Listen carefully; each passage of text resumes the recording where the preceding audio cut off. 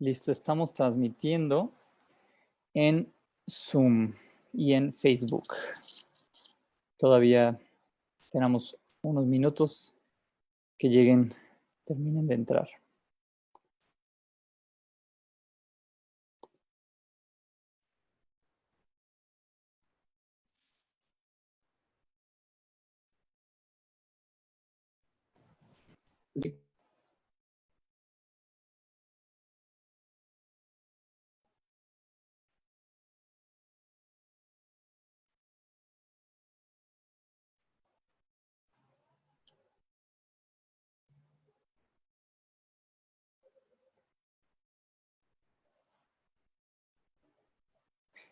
Eh, María Paula, ¿sabes? Creo que hay gente que no tiene su micrófono apagado porque aparecen en el stream. Ah, no.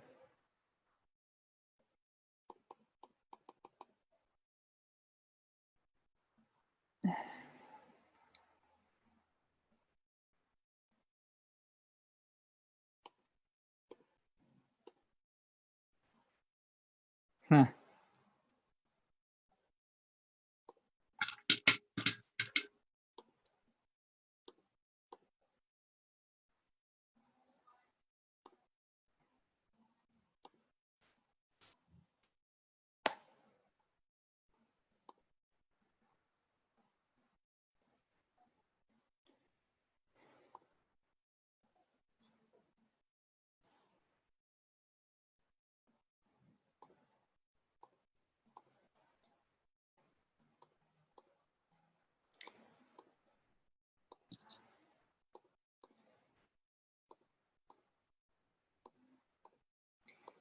a las 6:05. ¿Está bien, Sofía?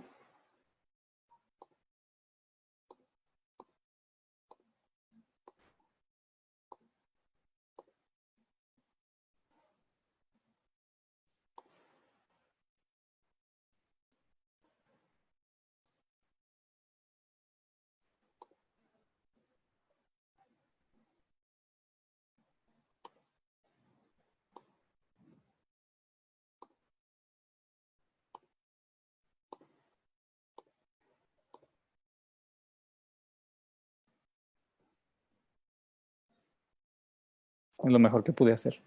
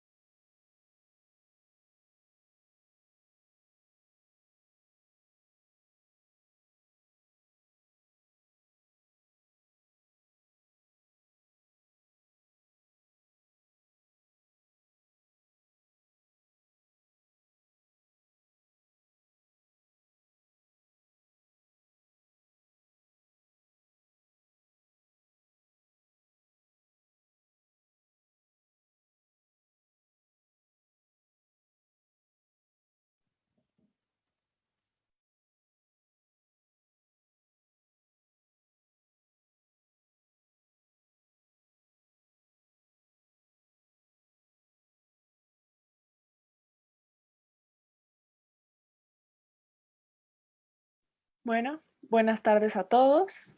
En nombre de la Facultad de Filosofía de la Universidad Panamericana y el programa Política de a pie, les damos la bienvenida al primer debate de a pie. ¿Quién hace la historia, los grandes personajes o las fuerzas sociales? Antes que nada, por medidas de civilidad virtual, estarán apagados todos sus micrófonos mientras hablan los ponentes. Si alguien tuviera algún problema con la plataforma, por favor, escriba un mensaje directo a nuestra anfitriona, María Paula Utrilla. Para moderar este primer evento, tengo el gusto de presentar a la alumna de filosofía, Carla Adel. Ella es estudiante de octavo semestre de filosofía en la Universidad Panamericana y miembro del proyecto de investigación Migración, Territorio e Identidades. También es conductora para el tema de ecología en política de a pie. Le cedo la palabra a Carla Adel. Listo. Muchas gracias, Sofía. Pues en Política de a pie queremos darle las gracias a la Facultad de Filosofía por organizar el evento, a la Escuela de Comunicación por prestar el espacio, a Bye Bye TV por hacer streaming del evento y a nuestros amigos mecenas que han colaborado a través de Patreon. Bienvenidos a todos los que nos están siguiendo por Zoom o por Facebook Live. La cultura del debate se encuentra en los fundamentos de las grandes democracias, desde la griega hasta la británica, porque es humano estar en desacuerdo y es democrático disentir. En este primer debate de a pie vamos a discutir dos visiones históricas sostenidas por ciudadanos de a pie. ¿Quién tiene el protagonismo en el curso de los hechos? ¿Los individuos sobresalientes o las fuerzas sociales? Más allá de discusiones académicas, en estos ejercicios de gimnasia cívica, discutiremos temas de interés social y cultivaremos el hábito del debate, que por muy polémico que sea, no tiene por qué caer en descortesía, descalificaciones o insultos. Hoy será de historia, pero otro día podremos hacerlo de estética o no sé, tal vez de religión o de política. Invitando actores sociales, intelectuales, políticos, creemos que no hay tema, por espinoso que parezca, que no podamos tratar civilizadamente. Les voy a explicar la mecánica de este debate. Primero vamos a hacer una votación abierta para conocer la postura de ustedes, del público. Luego, cada equipo tendrá de 10 a 15 minutos para exponer su postura y tratar de convencerlos a ustedes, el público, de cambiar su voto. Entonces, yo voy a hacer una pregunta si da tiempo a cada equipo y abriremos el debate libre. En la última etapa tendremos preguntas del auditorio y al final habrá una breve conclusión de parte de los ponentes y volveremos a votar para conocer al equipo ganador. Entonces, ahorita se les va a compartir por el chat de Zoom el link para que ustedes puedan votar y decir cuál es la postura que tienen inicialmente. A mí me gustaría que los equipos me dijeran qué quieren ser, si quieren ser sol o quieren ser águila. Si quieres.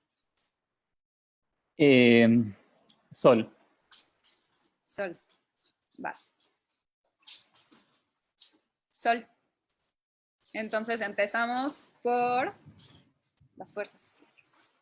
Les vamos a dar 5 minutos para que voten y ¿qué hora es? Ok, a las 6:15, un poquito más o menos, comenzaremos con la introducción de cada equipo.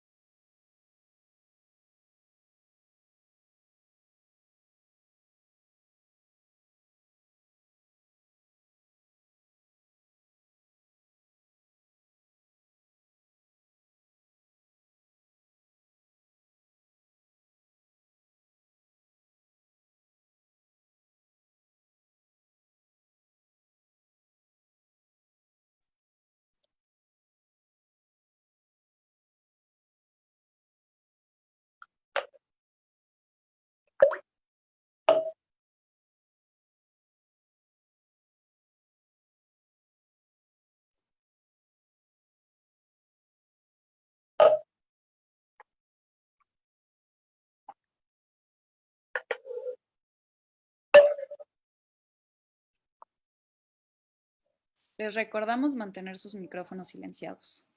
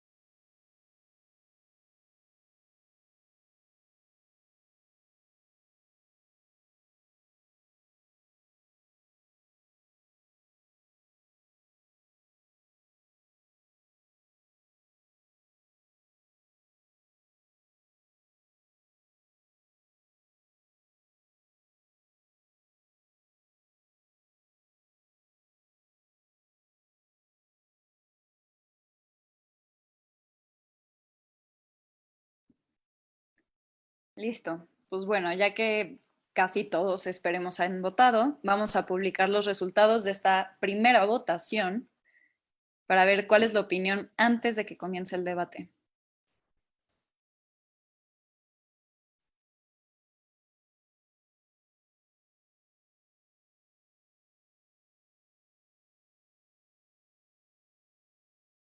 Entonces, la opinión general por 69%, por 59% es que las fuerzas sociales son las que marcan la historia. El 40% dice que son los grandes personajes. Pues a ver si nuestros ponentes del día de hoy podrán hacer que cambien de opinión o si se quedarán de la misma forma las encuestas. Les voy a leer un poco quiénes son los que van a estar debatiendo el día de hoy. En el equipo que ganó para comenzar, que aboga por las fuerzas sociales, tenemos a Montserrat Fernández.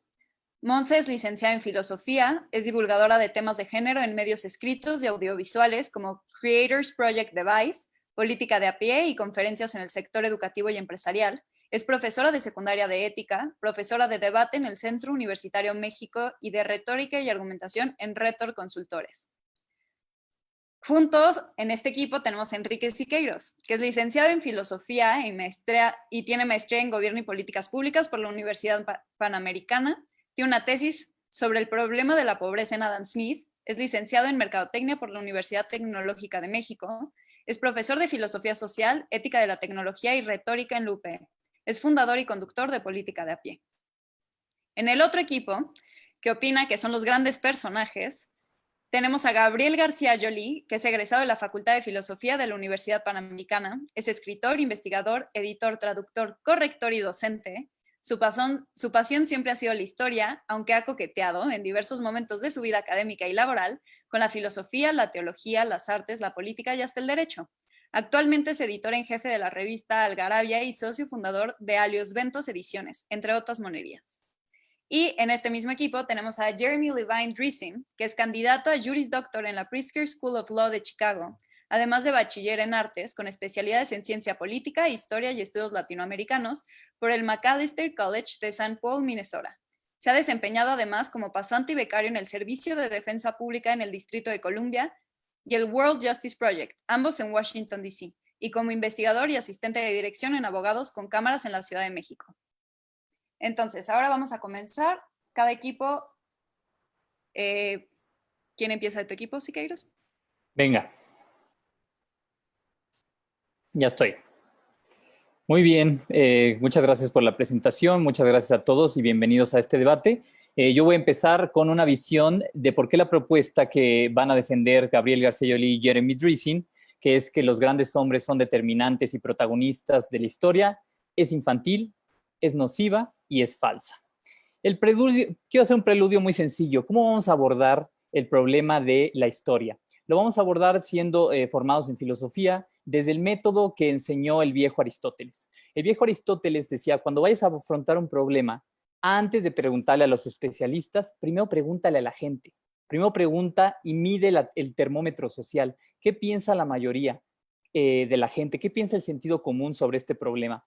¿Por qué? Por dos razones. Uno, porque el sentir de la mayoría tiene mucha de verdad. Y dos, porque vivimos en una democracia. Y lo que piense la mayoría importa e importa mucho. Entonces, ¿qué piensa la mayoría sobre qué es la historia? Pues piensa que la historia son dos cosas. Número uno, bien dice el dicho que quien no sabe la historia está condenado a repetirla, es decir, la historia como maestra, y también la historia como origen, como el pasado, como lo que está detrás de mí y que causó lo que soy ahora, es decir, como origen.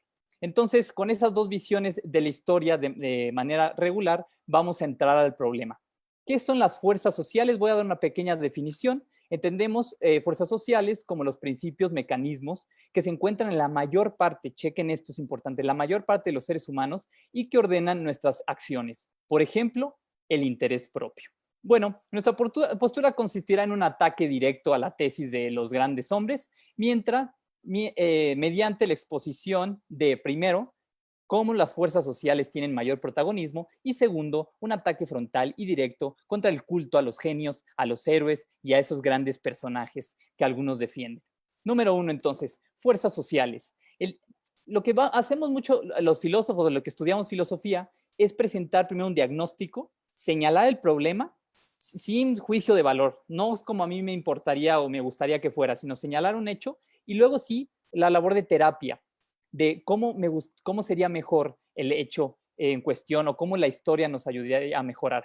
Entonces, el diagnóstico, el señalamiento del problema es que las fuerzas sociales hemos visto que son las protagonistas de los cambios sociales. Por ejemplo, Adam Smith se da cuenta que hay dos principios en los seres humanos, en la mayor parte y si no en todos, que son el interés propio y la empatía. Son mecanismos que están inmersos en nuestra constitución afectiva e intelectual que hacen que nosotros nos ordenemos sin necesidad de estos entes superiores, geniales, grandes hombres, grandes circunstancias que nos ordenen. Y un ejemplo de esto lo voy a mostrar desde el inicio de la filosofía. La filosofía a veces se piensa que es como una actividad de grandes hombres, grandes mentes, grandes genios que de repente fueron iluminados y fueron raptados, inclusive así se piensa, por dioses para poder pensar y llegar a preguntas más profundas. Eso es un gran error. La filosofía empezó de la manera más llana, más pedestre, más de a pie, gracias a el sentimiento del interés propio. Gracias a que el interés propio movió al comercio,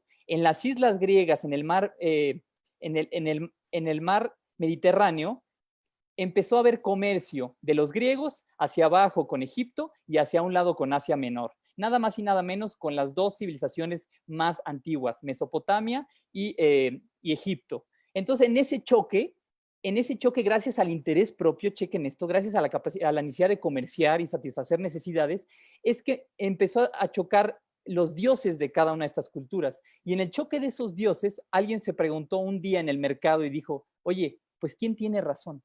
¿Tiene razón los dioses de los egipcios, los dioses de Asia Menor o mis dioses griegos?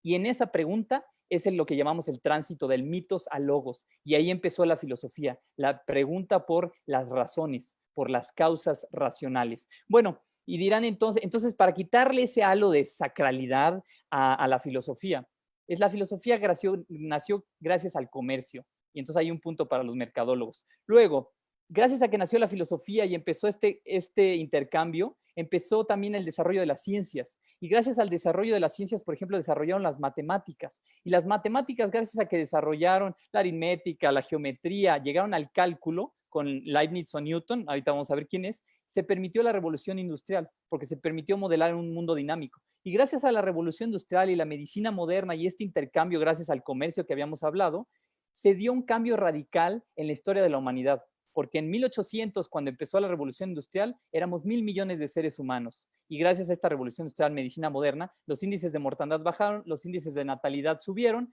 y hoy somos, en lugar de 1.000 millones de seres humanos, somos 7.500 millones. Solamente por estas fuerzas sociales, la historia de la humanidad se transformó.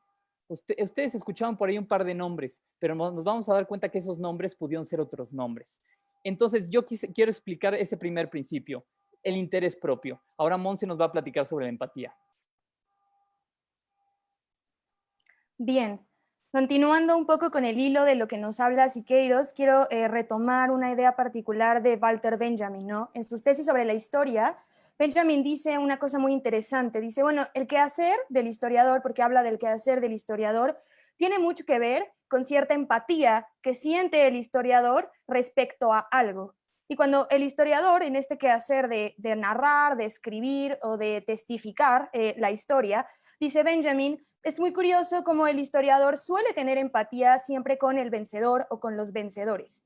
Y precisamente en esta empatía con el vencedor y con los vencedores se va fundamentando lo que vamos a entender por historia de modo corriente. Dice Benjamin que esta empatía por los vencedores es la base para futuras empatías con otros vencedores. Y se pregunta Benjamin, bueno, independientemente de la empatía con estos vencedores, ¿qué pasa con los rostros ocultos de la historia, ¿no? ¿Qué pasa con los secretarios de Lope de Vega cuando él les dicta, ¿no? Porque Lope de Vega como tal no escribe.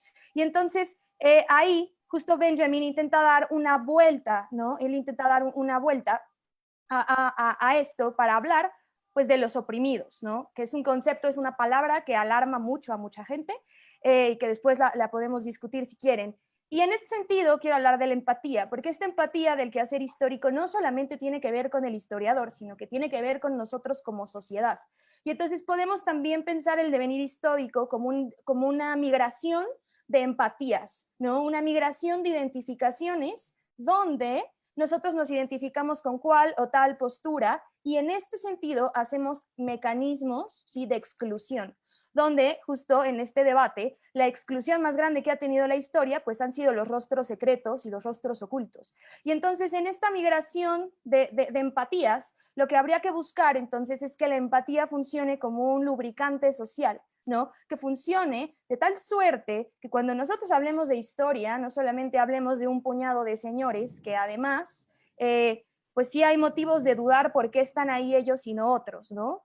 Plantear en primera la pregunta. Y en segundo término, no solamente son estos señores quienes construyen, sino toda la estructura que está debajo, ¿no? Y a través de la empatía como instrumento, ¿sí?, del quehacer histórico y también del quehacer social, podemos ver cómo va migrando, cómo se va movilizando la sociedad para hacer en realidad un cambio histórico.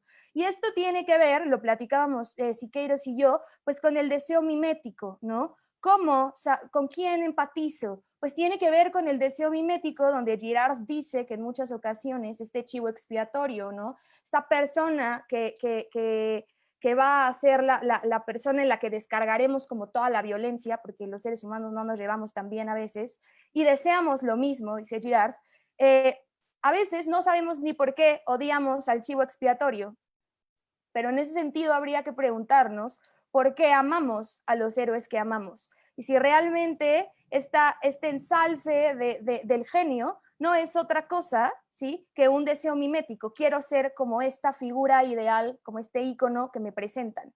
Y entonces, cuando desmontamos el ícono, cuando nos fijamos en el deseo mimético, que precisamente también tiene mucho que ver en las movilizaciones sociales, y llegaremos a ello posteriormente, cuando desmontamos, nos damos cuenta que lo que tenemos es una serie de simios medianamente evolucionados que empatizan o no empatizan con una postura, con otra, o con la cristalización de posturas y conceptos que no es otra cosa que nuestros grandes héroes históricos.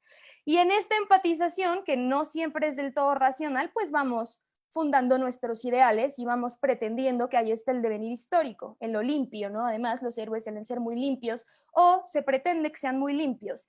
Y en realidad, pues, los que hacen la historia es esta serie de simios que no son tan limpios, que no somos tan listos y que a veces no somos tan empáticos, que nos estamos intentando pelear los unos con otros para ver si empatizamos o no. Y nos estamos peleando pues con varias ideas de progreso. Entonces dependerá de la facción de simios la idea de progreso que tengamos. Y entonces habría que analizar justo si a través de este deseo mimético y de esta empatía como un principio civilizatorio, en realidad estamos escogiendo una u otra noción de progreso, dejando atrás otras nociones de progreso que podrían incluir a más personajes en la historia. Exactamente, y siguiendo entonces, estamos viendo primero cómo estos dos principios que son generales en todos los seres humanos, es decir, la empatía y el interés propio, ahí se fue construyendo el devenir histórico. Podemos nada más enfatizar, por ejemplo, cómo las circunstancias son los que crean a los personajes y de pasada empezar a problematizar cómo ideas extraordinarias como la evolución igual la pudo haber descubierto Darwin, o sabemos que Wallace al mismo momento la había descubierto desde otra perspectiva. Sabemos también que hay una tensión entre quién descubrió el cálculo, porque bien lo descubrió Leibniz, pero bien lo descubrió Newton, o bien lo había descubierto alguien con esa capacidad de ocio en ese momento. Sabemos de las tensiones entre Edison y Tesla con la guerra de las corrientes eléctricas. Sabemos de los momentos históricos donde se dieron estos focos, pero fueron las circunstancias históricas. La Grecia de Platón, de Pericles, donde se dieron este foco intelectual, la Alemania de Hegel, la Inglaterra de Newton, la Francia de Voltaire, o incluso el Silicon Valley de Elon Musk. Son momentos históricos, son focos donde ocurren grandes ideas, grandes personajes, pero es ese foco, es esa circunstancia y no tanto el personaje. Entonces, una primera síntesis es que los grandes personajes son más un síntoma y no una causa, y son resultado de su tiempo. Vámonos directo al argumento contra el culto a los genios y a los héroes. ¿Por qué hay un culto a los grandes hombres? Y chequen que digo hombres, porque aquí hay un problema. La primera tesis es porque es más barato, es más económico, afectiva e intelectualmente. Chequen el diagnóstico. Hay errores cognitivos que nos hacen creer que los grandes hombres son los que son protagonistas en la historia. ¿Por qué? Porque es costoso identificar toda la trama de fuerzas sociales históricas que hacen resultar los eventos. ¿Sale más barato? Identificar rostros. Y por dos razones. Número uno, un sesgo afectivo, un error afectivo. En la obra Contra la empatía, Paul Bloom, que es un psicólogo de Yale, lo que muestra Bloom es que la empatía nos conecta, pero nos conecta solo con los individuos, con los rostros de nombre y apellido, nunca con las masas. Entonces, ¿por qué, por ejemplo, muchos odiamos las clases de historia cuando éramos niños? Porque nos las enseñaban con datos duros, fríos. No se dejaba lugar a la imaginación y al deseo y al rostro y al héroe.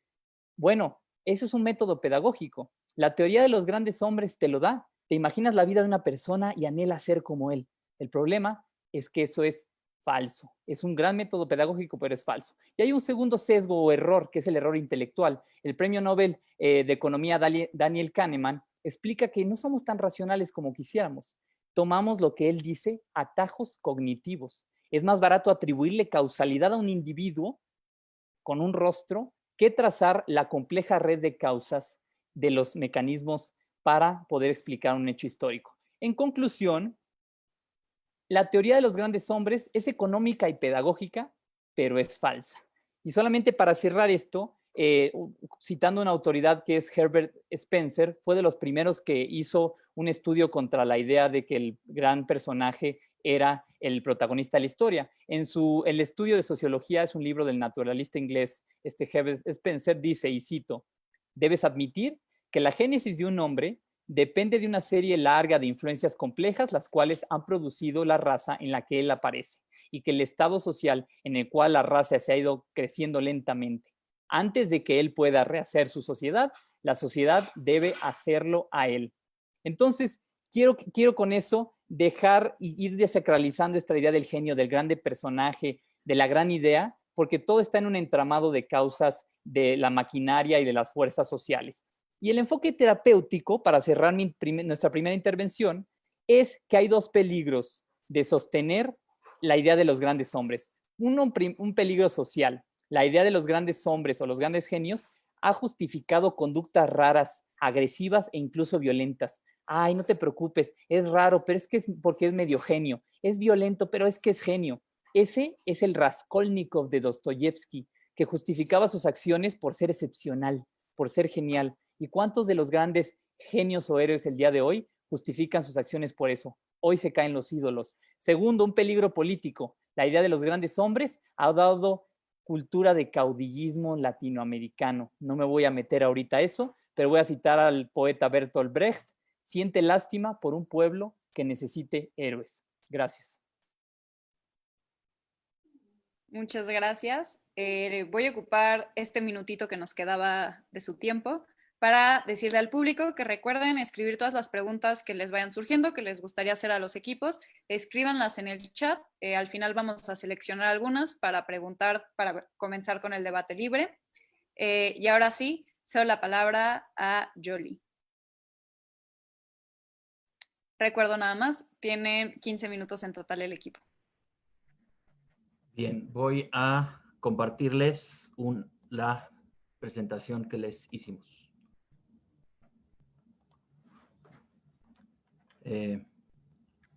¿Ahí se ve bien? Espero.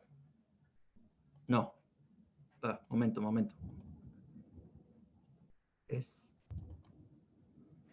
¿Se ve mi presentación? ¿Sí? Ok. Bueno.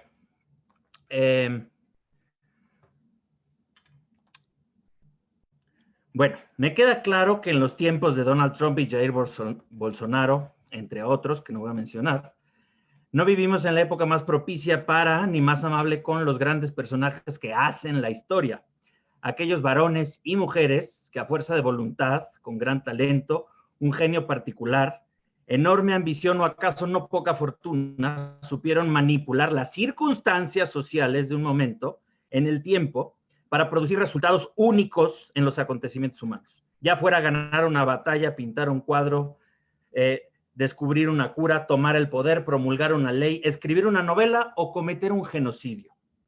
Sí, porque aquí con grande o formidable quiero ceñirme a señalar la influencia causal en vez de hacer calificaciones morales, pues no me interesa derribar estatuas ni de bronce ni de papel.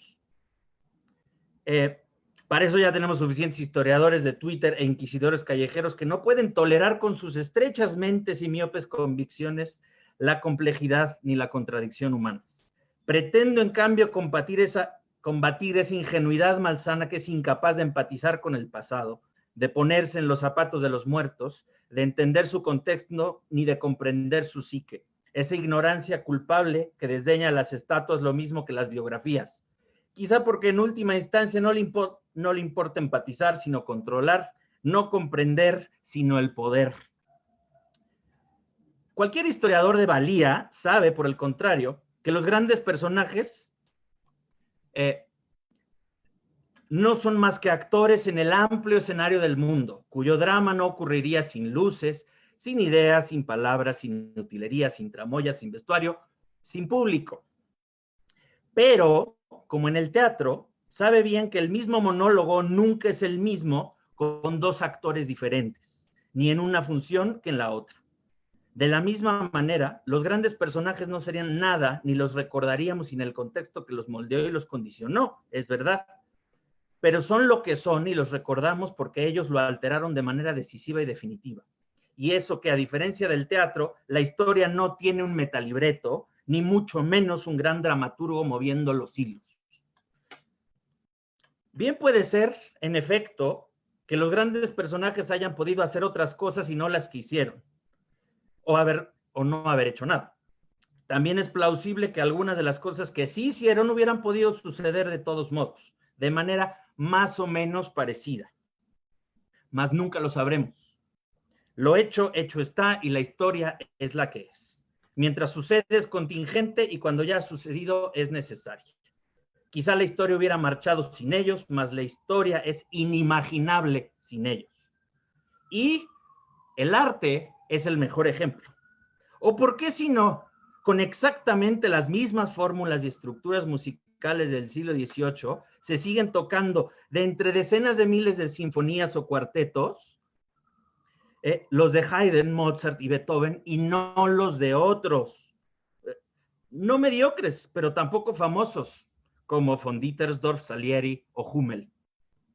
¿Por qué? Incluso dentro de las holgadas convenciones del estilo gótico, alcanzamos a distinguir distintas manos en cada catedral de la Edad Media, cuando ni siquiera existía el concepto de autor individual, ni mucho menos del artista como héroe.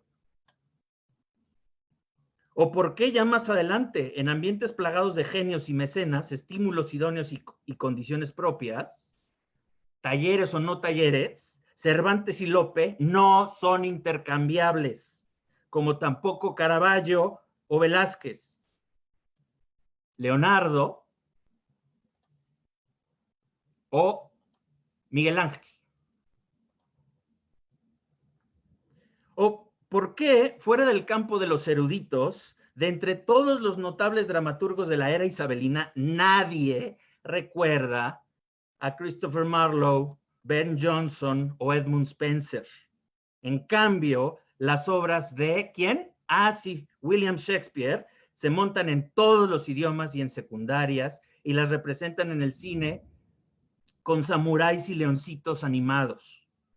Solo hay y puede haber una Sor Juana y una Jane Austen, únicas e irrepetibles. Y lo siento, pero otro tanto cabe decir sobre la historia de las ideas, porque de todos los discípulos de Platón y todos los miembros de su academia a lo largo de siglos, solo uno, Aristóteles, logró idear una filosofía original, digna rival de la platónica, e inventar varias ciencias de cero en el intento. Y porque basta ver las hondas diferencias políticas, litúrgicas y sexuales entre el cristianismo oriental y el cristianismo latino, debido a que este maduró bajo la influencia desproporcionada de un solo pensador. Agustín, quien por cierto inventó el género autobiográfico y de pasada la subjetividad occidental, precisamente como una narrativa individual hecha de experiencias particulares e irrepetibles en el tiempo. Por no hablar del filósofo que está en la base teórica de muchos de los argumentos deterministas, sospechosistas y materialistas que dictan que no son los individuos, sino las circunstancias de clase, género, cultura, raza, relación de poder, las que mueven la historia. Sin embargo, no hubo una guerra fría ni se edificaron sistemas políticos en la extinta URSS, China, Cuba, Vietnam o Norcorea en nombre del socialismo de Fourier, Proudhon, Bakunin, Luxemburgo, Kropotkin o Saint-Simon. No por nada, la versión más relevante de esta filosofía se llama como marxismo. Y ya ni hablar de los grandes personajes por excelencia, los Alejandros y los Napoleones, los Luteros y los Corteses, los Hitlers y los Stalins, las Juanas de Arco o las Zarinas de todas las Rusias, porque no hay mejor ejemplo de cómo las fuerzas sociales, para no dispersarse ni agotarse, toman rostro y cobran rumbo gracias al arte de la política, que no es un recurso pedagógico, es más bien la acción de tornar en simple lo complejo. Dijo Churchill, que leer y domar la virtud, leer y domar con virtud la fortuna, dice Maquiavelo, y ejercer la voluntad con prudencia, sobrepasando los particulares a la luz de la propia experiencia, como acertadamente vio ese biólogo experto en el animal humano, Aristóteles, que ya citaron por allí. Y eso casi siempre acaba siendo uno solo quien ocupa la cima de una jerarquía social, por lo general a causa de su astucia, de su audacia, de su carisma, de su falta de escrúpulos, de su afabilidad, de su riqueza, de sus ideas, de su elocuencia. Vaya, hasta la banalidad del mal que denunció Arendt y los crímenes de burócratas anónimos se remontan siempre hasta el escritorio y la firma de un hombre particular que se rehusó a pensar. Sí, es verdad que sin la revolución, Napoleón Bonaparte hubiera acabado como un hijo de vecino en Córcega o un oficial de poca monta en el ejército realista. Como también es cierto que sin soldados bien adestrados y apertrechados, con celo revolucionario en el pecho, él no hubiera podido conquistar Europa. Sin embargo, también es incontestable que esos mismos hombres peleando contra los mismos enemigos superiores rara vez triunfaron antes de que llegara el general Corso. Como un ajedrecista que va 20 jugadas adelante y un líder idolatrado al que sus subordinados seguirían hasta las puertas del infierno, con su avisado ojo topográfico y un sexto sentido sin igual, podía movilizar a miles de hombres en el momento justo para golpear en el lugar exacto, en medio del caos y la contingencia del campo de batalla. Y a diferencia de otros generales que solo cosecharon victorias y obtuvieron medallas, Napoleón tuvo éxito donde Luis XIV fracasó, conquistando Europa.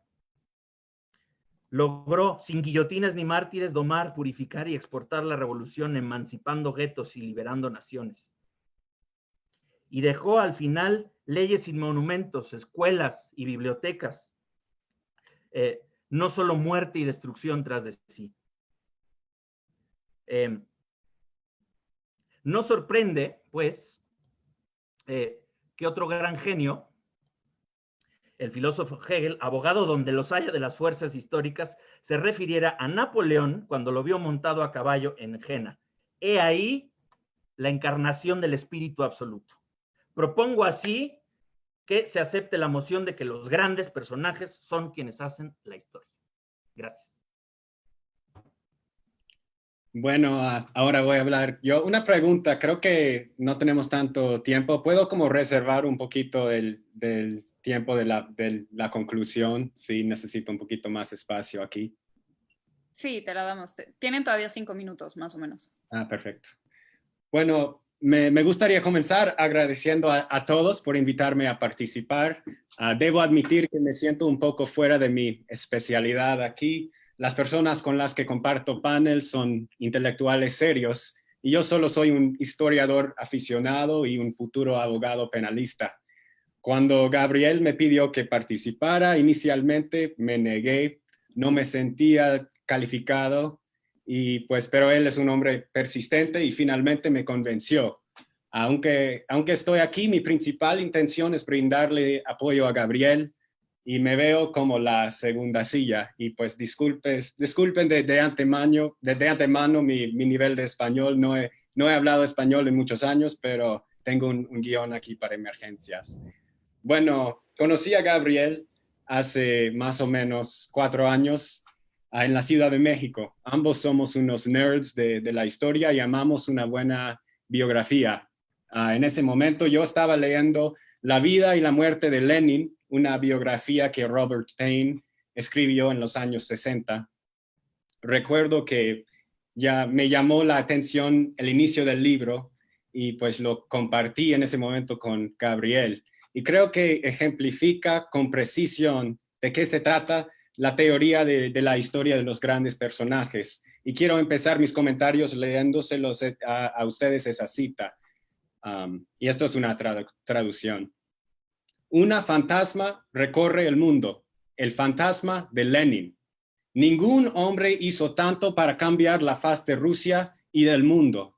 Más que nadie, incluso que Alejandro Magno o Tamerlán o Napoleón, él ha cambiado el curso de la historia del mundo. Lo que ahora se conoce como comunismo fue su invento, un hijo de su ingenioso cerebro formado durante largos años de exilio. Su voluntad fanática era como una palanca que intentaba lanzar el mundo entero a una órbita más de su agrado. Y porque él presionó con tanta fuerza la palanca, la tierra todavía se estremece. Me encanta esta cita porque describe en términos muy visuales lo que hacen los grandes personajes de la historia. A través de su voluntad, carisma, ingenio y a veces, como en el caso de Lenin, su comprensión diabólica de la política y la naturaleza humana, alteran por sí solos la trayectoria de la historia misma. Creo que es justo etiquetar esto como la visión fundamentalista de la teoría de los grandes personajes, lo que explica esa cita. Según este punto de vista, la historia está formada por una progresión de individuos heroicos o antiheroicos que, como Lenin en esa cita, operan como palancas, cada uno intentando a su manera lanzar el mundo a una órbita más de su agrado, de su agrado. Yo que vengo de un sistema legal adversarial, estoy entrenado para creer que la verdad en cualquier disputa surge del conflicto entre dos narrativas sesgadas. Y todos ustedes, los espectadores en este debate, son el jurado, el buscador de hechos. Nosotros somos una de las partes, Montserrat y Enrique son la otra. Entonces, si Gabriel y yo tenemos que argumentar a favor de la visión fundamentalista de la teoría de los grandes personajes, creo que es importante que ustedes escuchen la visión fundamentalista de nuestros oponentes. Antes de entrar en lo que personalmente creo yo, es relevante que escuchen, en términos simples, lo que creen los detractores de la teoría de los grandes personajes. Entonces, ¿qué es la historia para ellos? Los detractores de la teoría de los grandes personajes, quienes a menudo provienen de la tradición postestructuralista, postmodernista, sostienen que lo que llamamos historia es el resultado de una confluencia complejísima de fuerzas sociales, económicas y naturales. Para los defensores de este enfoque, el papel del individuo en el desarrollo de estos procesos a gran escala es irrelevante. Para entender mejor la visión fundamentalista de la teoría de las fuerzas sociales, podemos ver el trabajo de los historiadores de la Escuela de los Anales. Si bien son anteriores a los postestructuralistas, los historiadores de la Escuela de los Anales usaron el término larga duración para describir su método. Para los practicantes de ese tipo de historiografía, para comprender un evento, un concepto, las biografías de los grandes personajes son inútiles, totalmente inútiles. En cambio, ellos argumentaron que debemos adoptar un enfoque total que incorpore métodos de todas las ciencias sociales en un producto integral. Lucien Febvre, un practicante de esta escuela que escribió una de las enciclopedias francesas más comprensivas de esa época, escribió, y esto es una cita: el hombre no puede ser cortado en rodajas. Él es una unidad. Uno no debe dividir toda la historia, aquí los eventos, allá las creencias, etcétera, etcétera. Quizá el miembro más influyente de la Escuela de los Anales fue Fernand Braudel. Braudel compara la historia con las corrientes de aguas profundas que lentamente se abren paso a través de los océanos. En esta analogía, los eventos discretos, la batalla de Waterloo, la elección de Vicente Fox, la caída de Saigón, no son más que espuma dispersa lanzada a la superficie del océano. Son meras perturbaciones superficiales que revelan poco sobre las poderosas fuerzas que se encuentran debajo. En sus propios textos, Braudel rara vez menciona individuos o eventos históricos discretos. En su obra más famosa, El Mediterráneo y el mundo mediterráneo en la era de Felipe II, a pesar de incluir el nombre del gran rey español en el título, Braudel dedica mucho más tiempo a discutir la topografía, la biología y el clima que a los actores humanos individuales. Bueno, a grandes rasgos, aquí tenemos los dos extremos, los dos litigantes en este juicio. Por un lado, la teoría de los grandes personajes, que visualiza la historia como el producto de una progresión de individuos excepcionales que dejan su huella.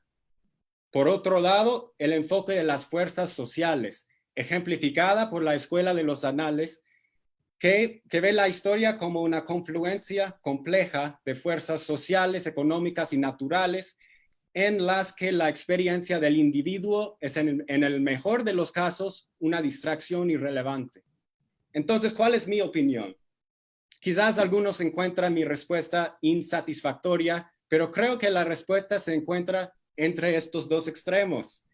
Como la mayoría de las preguntas complicadas, esta no es una cuestión de uno u otro, es una cuestión de ambos. La historia está formada por fuerzas impersonales de movimiento lento. Claro, obvio, pero eso no significa que los individuos carismáticos no tengan un papel que desempeñar en su desarrollo. Por el contrario, con frecuencia me sorprende la medida en que la personalidad, la experiencia y los rasgos de carácter individual pueden alterar la trayectoria de los acontecimientos históricos. Esta verdad es lo que hace que la historia contrafáctica sea tan entretenida como ejercicio. Para dar algunos ejemplos, ¿qué hubiera pasado si Hitler hubiera aprobado el examen de ingreso a la Academia de Bellas Artes de Viena? Tal vez debemos preguntar a Walter Benjamin eso. ¿Qué hubiera pasado si el presidente Woodrow Wilson hubiera recibido y reconocido al joven Ho Chi Minh en París en el verano de 1919 y hubiera escuchado su caso sobre la independencia vietnamita? Habríamos evitado Estados Unidos la guerra civil sin la incursión de John Brown en Harper's Ferry. ¿Cómo sería Estados Unidos hoy si George W. Bush hubiera leído sus pinches informes de inteligencia y hubiera evitado los ataques del 11 de septiembre antes de que ocurrieran? Estos ejemplos parecen tontos, ya sé, pero me ayudan a ilustrar la medida en que los acontecimientos históricos importantes a menudo son moldeados por actores individuales y sus propias experiencias personales. Cualquier historia que ignore o minimice esto está incompleta. Si bien mi enfoque puede parecer imparcial, yo rechazo cualquier visión de la historia que niegue el papel central del sujeto. No solo porque es una posición que no se sostiene empíricamente, sino porque también a un nivel más humano, ¿quién quiere vivir en un mundo donde los individuos no tienen poder para cambiar sus circunstancias? Un mundo en el que la grandeza y el carisma no son más que cuentos que nos contamos antes de dormir para tratar de dar sentido al caos en el que vivimos. Yo no quiero vivir en ese mundo. Reconozco que cosas fuera de nuestro control, el determinismo y el materialismo desempeñan un papel importante en el desarrollo histórico, pero no lo son todo. En el 18º de Brumario, Marx escribió: los hombres hacen su propia historia. Tengo que parar. Perdón. Tienes un minuto. Puedes concluir. Sí, bueno, voy a empezar con la cita de Marx de nuevo. Marx escribió: los hombres hacen su propia historia, pero no la hacen a su libre arbitrio, bajo circunstancias elegidas por ellos mismos, sino bajo aquellas circunstancias con que se encuentran directamente, que existen y les han sido legadas por el pasado. La tradición de todas las generaciones muertas oprime como una pesadilla el cerebro de los vivos. Comparto este punto de vista.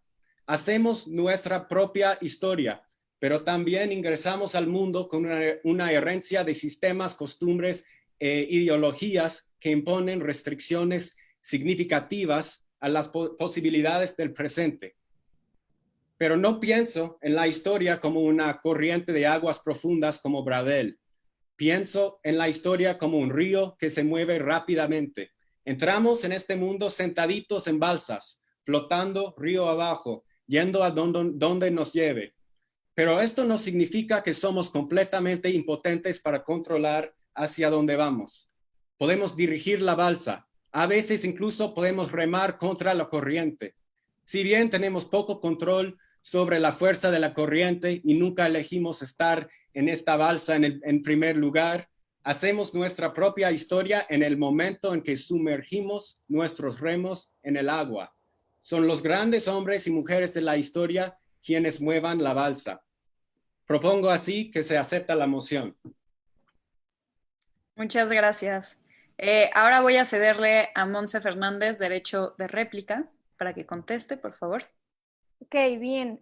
Gracias, Jolie y Jeremy, por sus intervenciones. Quiero empezar por decir que pues Bredel no es el único autor, ¿no? Que hace historiografía francesa, porque precisamente pues Duby y Legoff mandan al diablo a ese señor, ¿no? Con todo su academicismo rancio y se ponen a hacer pues un nuevo tipo de historia, ¿no? Particularmente pues, en historia de las mentalidades y lo que ellos están pensando pues es en escribir historia pensando en los lectores, ¿no? Y no pensando en este academicismo y en estos a lo mejor conceptos inamovibles de los que Jeremy protestó.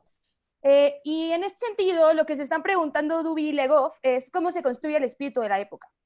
No, porque de eso va a depender un montón de cosas. Y de esta construcción de conceptos, de inquietudes sociales, surgen otras y surgen individuos. Y precisamente ahorita que nos estamos preguntando sobre los espíritus de la época, Joly mencionó en su postura inicial algo profundamente interesante. San Agustín inventa la subjetividad occidental, claro. Y como San Agustín inventa la subjetividad occidental, en su invento deja de lado un montón de expresiones humanas que también son subjetivas. Y entonces este tipo de subjetividad específico que está proponiendo la mesa contraria es precisamente con el que nosotros nos vamos a pelear. ¿Por qué? Porque tanto vale la subjetividad y la originalidad y todas estas cosas de Napoleón, como vale la del campesino medieval.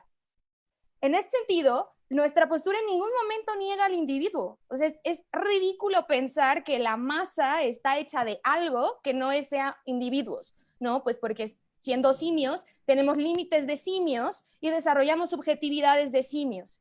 Y entonces, la masa no es otra cosa que una conjunción de subjetividades que están articuladas por ciertos ideales, por ciertos espíritus de época, por ciertas metas. Y en este sentido no se niega al individuo, se niega más bien una noción de individuo precisa. Y esta noción de individuo precisa que están proponiendo, pues es en principio, pues varonil, ¿no?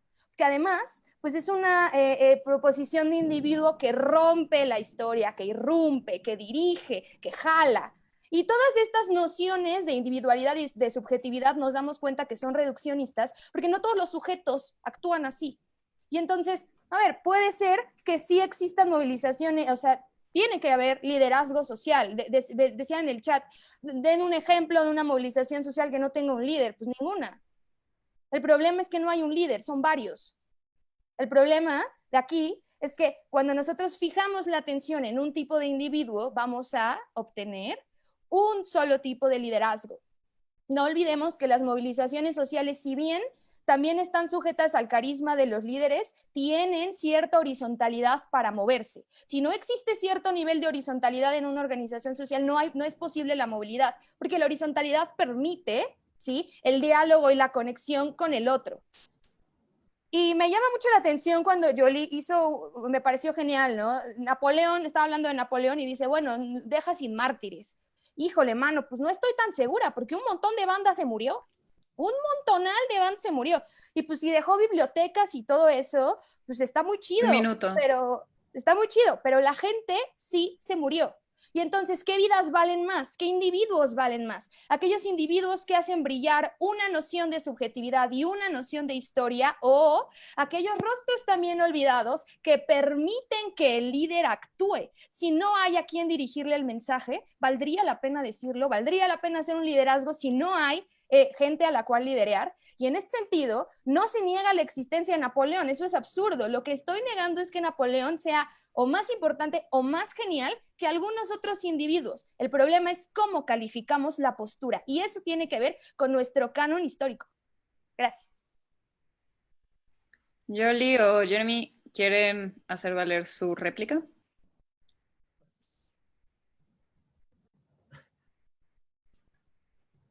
Bueno, yo podría decir que entonces nos metemos en el problema de si vamos a empezar a criticar el canon sospechosamente, porque todos son construcciones de los ganadores, todas son estructuras de poder, como ya sabemos ese cuentito de siempre. Entonces, ¿cuál es exactamente el criterio para saber que unas subjetividades valen y cuáles no? ¿Desde dónde las vamos a criticar entonces? ¿Por qué unas sí y otras no?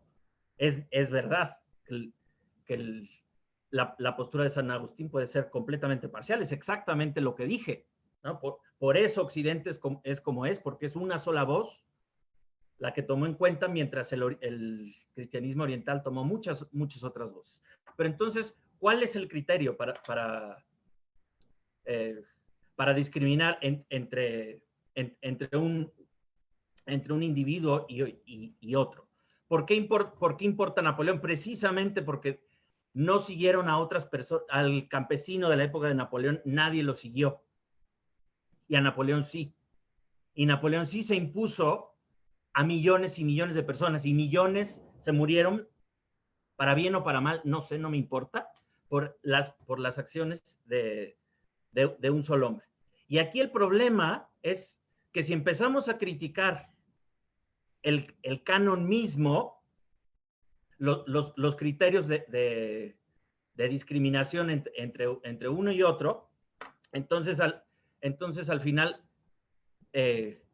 ¿cómo hacemos para explicar que en el poder y en el arte los individuos no son reemplazables, y la jerarquía que forman a base de talento y a base del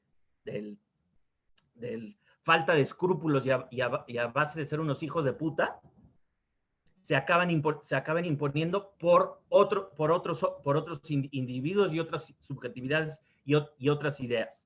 No da igual.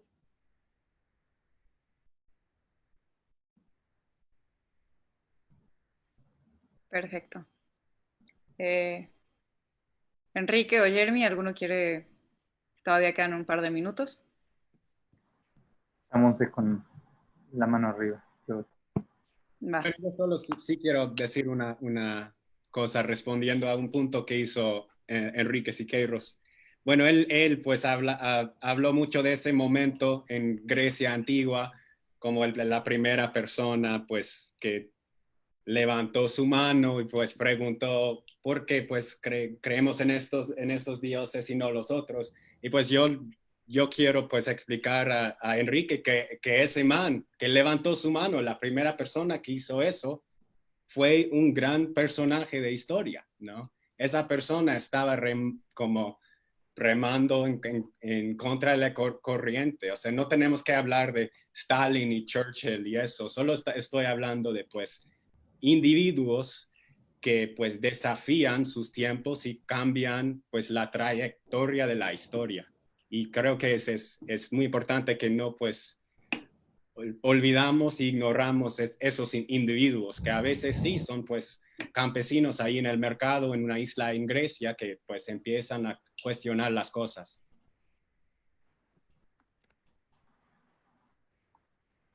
Perfecto.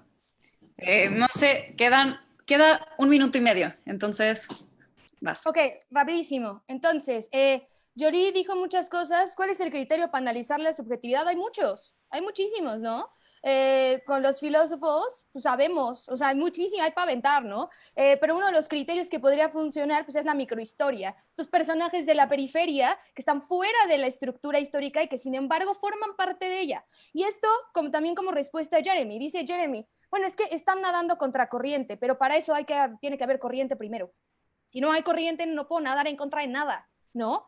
Y cuando Jolie hablas del talento definido según quién, porque pues si revisamos la historia de las mujeres, que es un trabajo bastante reciente, hay un montón de gente que era bastante más capaz que otra gente que sin embargo pues, no estaba en los libros de historia por algún interés. Y entonces a mí no me parece que criterios como el talento sean suficientes para decir que alguien merece estar en los libros de historia, ¿no? Creo que ya me comí mi tiempo, Caro. Sí, justo. Pues perfecto. Yo voy a hacerle una pregunta a cada equipo y luego ya pasaremos a las preguntas del público. Al equipo de Monse y de Siqueiros, me gustaría preguntarles, pensando un poco en cómo entiende Hegel la historia, si ustedes creen que la historia y los movimientos sociales corren como algo que debería de fluir de esa manera y todos los cambios generados de ahí provienen, o si sí tendría que haber algo que sea el detonante para que eso suceda.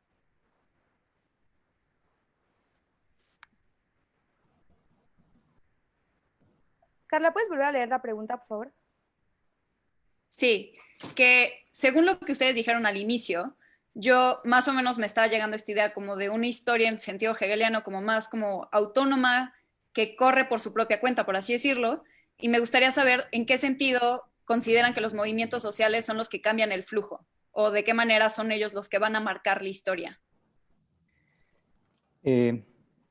Bueno, buena parte de todo este problema está en las lecturas que hace, por ejemplo, Hegel de la historia, ¿no?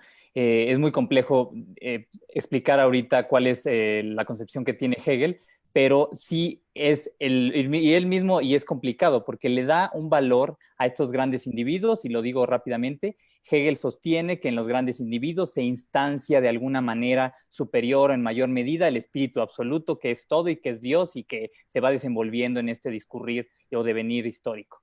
Entonces, ahí es uno de los grandes problemas. Si tú ves, como decía Gabriel, y a mí se me hace horroroso, la manera en que un ejército está yendo a tu ciudad a destruirla, y tú como pensador, porque los filósofos a veces pecamos de eso, tomas distancia y ves a Napoleón destruyendo y dices, ahí se está instanciando, he visto al espíritu del absoluto cabalgando caballo. Esa es la visión justo caricaturesca, es la visión negativa, nociva de lo que es la historia, porque se pierde todo el contexto, se pierde a toda la masa de individuos anónimos que murieron, que fueron soldados de trincheras. Entonces, diciendo primero eso, lo que quiero comentar es que la visión hegeliana está completamente podrida de inicio, porque además para él es necesaria. Y a lo que digo que es necesaria es que es inevitable. Entonces, hay un problema ahí de determinismo, es muy discutido en la academia, pero si Hegel es o no determinista. Pero es una visión completamente nociva de la historia, porque como ya se mencionó, le pone el énfasis que todo el poder está, o la mayor parte, en esos pequeños individuos donde se instancia el espíritu absoluto. Entonces, los esclavos de Aristóteles, pues no importaron. Pero oye, gracias a los esclavos de Aristóteles, Aristóteles pudo estudiar todo el tiempo. Gracias a los soldados de Napoleón, Napoleón pudo ganar las batallas. Gracias a los zapateros, gracias a los herreros. Entonces, le diste uno de los clavos, esa es la visión histórica que tenemos que destruir. Monse, para concluir. Creo, Carla, que aquí lo que está como en discusión es qué estamos entendiendo por historia, ¿no? Porque como planteaste la pregunta, parecería que la historia es una entidad separada de nosotros, cuando en realidad pues, la historia no es otra cosa que una disciplina. O sea, la historia en sí misma no existe, ¿no? O sea, habría que cuestionarle a Hegel aquí pues, cuál es el estatuto real, no ontológico, no en nuestros debrayes, sino real del espíritu absoluto.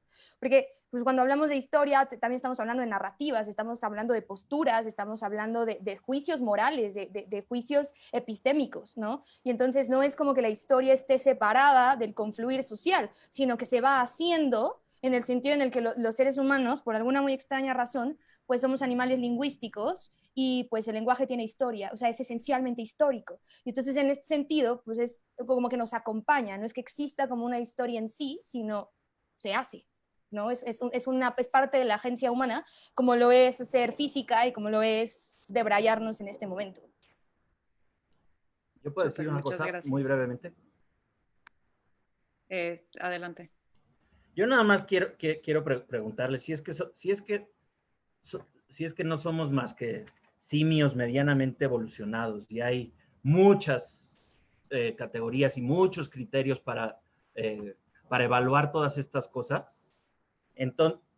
Entonces, ¿cómo demonios van a dar cuenta filósofos de esa visión podrida de la historia, de esos millones de personas yéndose a morir porque un señor de unos 68, chaparrito y medio calvo, les dijo que fueran?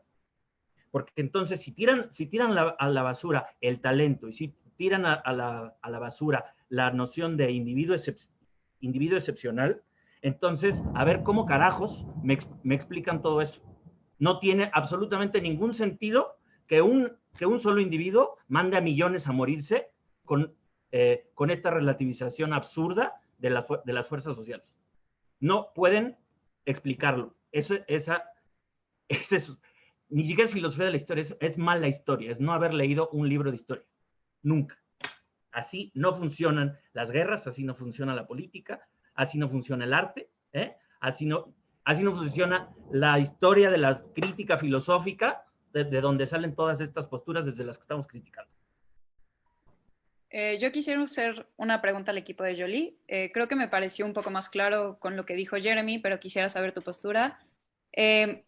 ¿Tú opinas que son los individuos sin cara, sin nombre, o las personas como Napoleón? O sea, si sí les atribuimos nombres. Porque pienso, por ejemplo, que Napoleón estuvo influenciado por muchos autores, estuvo influenciado por Maquiavelo, por Virgilio, por Homero, por César. Entonces, al final, creo que Jeremy iba un poco más por ese lado, en el sentido de que no importaba que fuera Napoleón o que fuera Francisco, al final iba a ser ese sujeto el que iba a generar este cambio, pero creo que contigo me queda un poco menos claro eso. Me parece que tú sí abogas porque es esa persona y ese individuo el que genera ese cambio histórico.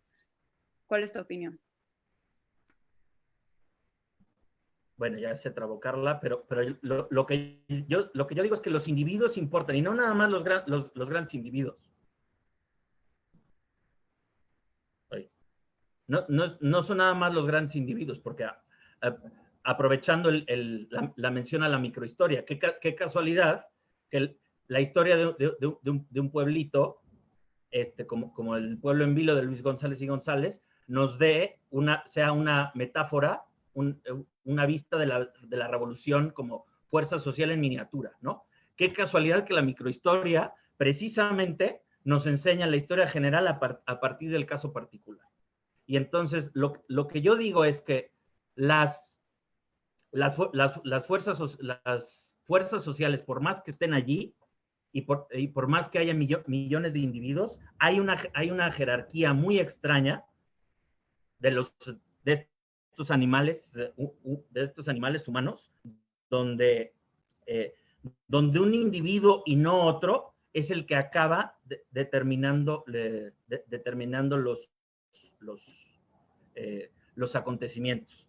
Sí, y eso lo vemos sobre todo en la política. Sí, a ver, si la política fuera una cuestión de puras fuerzas sociales, si fuera una cosa de discusión libre, de puras ideas y no de carisma animal individual, Donald Trump no sería presidente de Estados Unidos.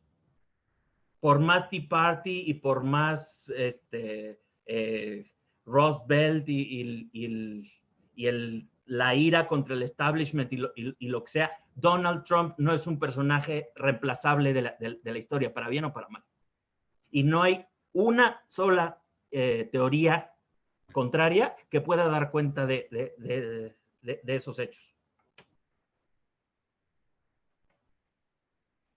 Monse, puedes contestar. Quedan 2 minutos antes de pasar a las preguntas del público.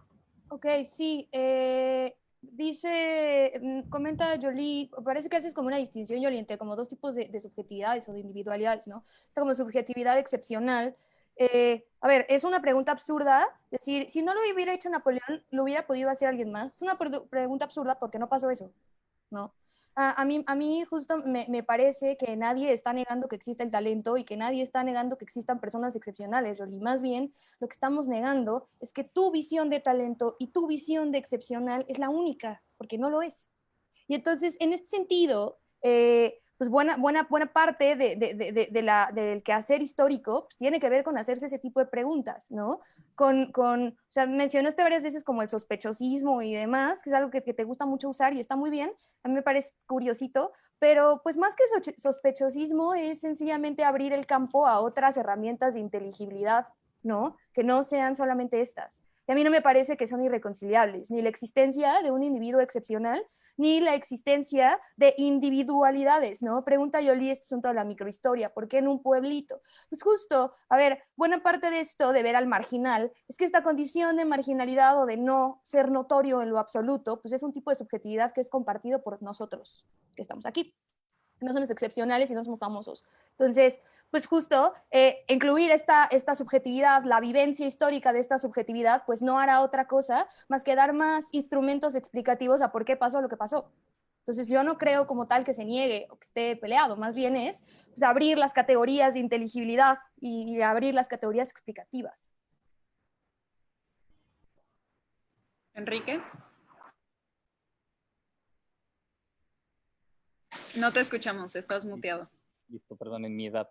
Nada más para repasar puntos que se han dicho y que el qué hubiera pasado que menciona Jeremy, simplemente ese es un error, esas hipótesis como que no funcionan, porque el qué hubiera pasado, esa visión cartesiana, como que tú naces en un lugar, pero ¿qué hubiera pasado si yo hubiera nacido musulmán en el siglo V? Eso es un error de entrada, no se puede pensar así.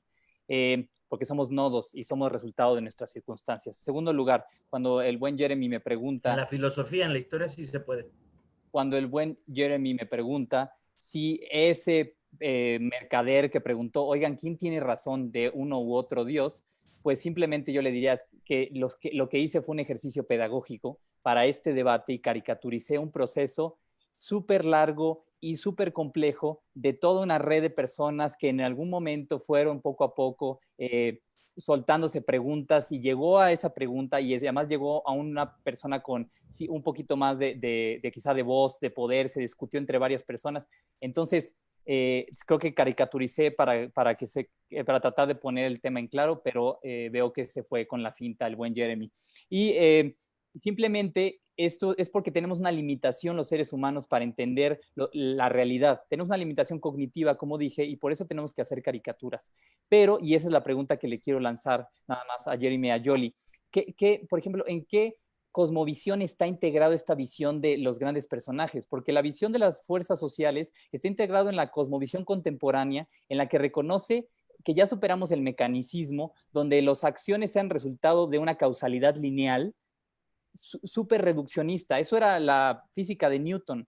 Hoy ya la física de Newton se cayó por la mecánica estadística, por la física cuántica, por la ley de la relatividad, ya no vemos el mundo así. El mundo es una intrincada red de causas donde no puedes simplemente ver una cadena causal que le atañe la responsabilidad a Napoleón de lo que pasó. Napoleón es simplemente un síntoma ahí que brilló un poquito de toda esta red de causas. Entonces, ¿en qué cosmovisión integran esto?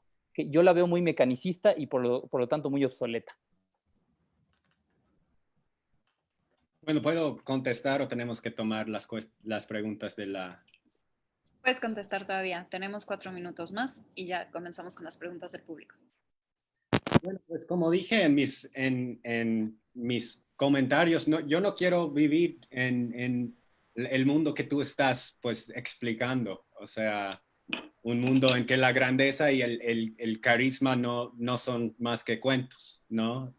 Y yo creo que, pues sí, explicaste, pues, creo que sí hay como o sea, el pathos es tan importante como el logos, y tú obviamente estás muy obsesionado con el logos y todo eso, pero yo creo que como personas humanas sí necesitamos como creer que tenemos un poquito poder en este mundo para cambiar el mundo y las circunstancias, y pues, no sé, tenemos un poquito de placer leyendo historias de personajes históricas y grandes, y que pues hay como algo existencial y espiritual en eso que no podemos minimizar. Pues sí, no tengo más que decir en este momento. Nada Súper, más pues añadiría sí. que los que están negando la contingencia, y especialmente Enrique, es el otro equipo. Precisamente si uno saca a los individuos pequeños y grandes y sus acciones individuales de la ecuación, pues no solo no entendemos la historia, sino que caemos en el peor de los determinismos, donde entonces, ¿para qué demonios voy a reciclar? ¿Y para qué demonios para qué demonios voy a reciclar si el calentamiento global se va a resolver por sí solo? O ¿por qué estamos todos encerrados esperando a que las fuerzas sociales inventen una vacuna? O sea, entonces, ¿para qué nos preocupamos entonces Pero sí lo si al dije, final sí lo no dije, hay justo dije que la contingencia? masa. Justo sí lo dije, Yoli. O sea, la masa está formada de individuos que tienen agencia. No lo negué nunca, ¿no? O sea, pues es absurdo negar eso. No, pero estoy de acuerdo con eso. No puedes negar la agencia del individuo.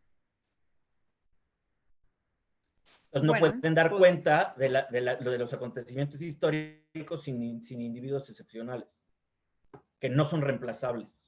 Estamos esperando que el Que mercado... son absolutamente centrales para explicar la historia. Si uno los quita, entonces te quedas... Entonces, hay individuos reemplazables y hay individuos que no son reemplazables. Entonces, a los reemplazables podemos... Ninguno lo es. Pero hay Justo. unos más que otros. ¿Seguro? Hay unos que pues generan un impacto más ¿Seguro? grande que todos los otros, ¿no? O sea, sí hay... Eso es distinto a ser más reemplazable, porque híjole, ahí ya podemos deslizarnos hacia terrenos ominosos. Bueno, ahora sí ya tenemos que pasar a preguntas del público. Entonces, las primeras preguntas, la primera pregunta va a ser para el equipo de Monse. La primera pregunta es, si bien es cierto que hay un entramado de causas que explican los cambios sociales, ¿las grandes individualidades no funcionarían como catalizadores del cambio?